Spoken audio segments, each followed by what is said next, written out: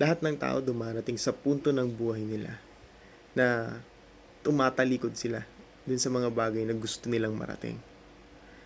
Na sumusuko sila dun sa mga bagay na matagal nilang pinangarap. Pero kapatid, gusto ko lang maliwanagan ka. What will happen if you quit?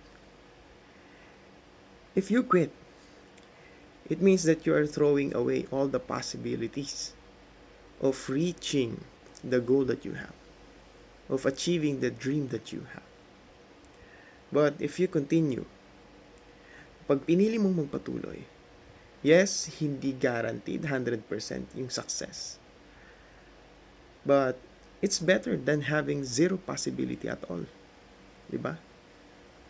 Mas maganda na sinusubukan natin na ma-achieve yung mga bagay na gusto nating ma-achieve kesa itap na natin, kesa abandonahin na natin yan. Let me tell you something about quitting. Alam mo ba na kapag nag-quit ka, para mo na rin pinagnakawan yung sarili mo? In what sense? Pinagnakawan mo yung sarili mo sa mga potential na pwede mong ma-explore, pwede mong ma-develop, pwede mong magamit. Para mo na rin pinagnakawan yung mga kaibigan mo, yung pamilya mo, ng reason para maging proud sila sa'yo.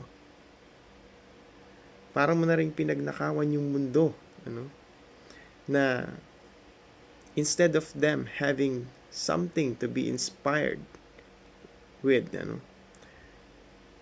never na nilang madidiscover yon. Yung inspiration, never na nilang ma-feel yun. Dahil hindi mo tinuloy yung mga bagay na pwede mong maibahagi sana sa mundo. Alam mo kapatid, it is really a crime for you to quit. Ganun kabigat yung pag-quit. Ganun kabigat yung pag-iisip na abandonahin lahat ng pangarap na binuo mo ng pagkatagal-tagal. Lahat ng mga goals sa buhay mo na sinet mo dahil meron kang gustong mangyari sa buhay mo, na kakaiba, na bago. At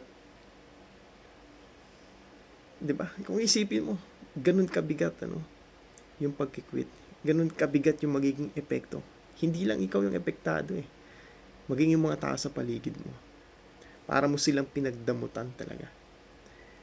Ngayon, pag-isipan mo sa sarili mo, ganun ka ba talaga kadamot? Ganun ka ba talaga ka-selfish? Para hayaan na lang na kung ano man yung potential na meron ka ay manatiling potential. Na hindi mo magamit man lang, na hindi mo maibahagi man lang sa iba. So, ngayon kapatid, think of the goals that you have. Think of the dreams that you have. Right after hearing yung magiging epekto when you quit.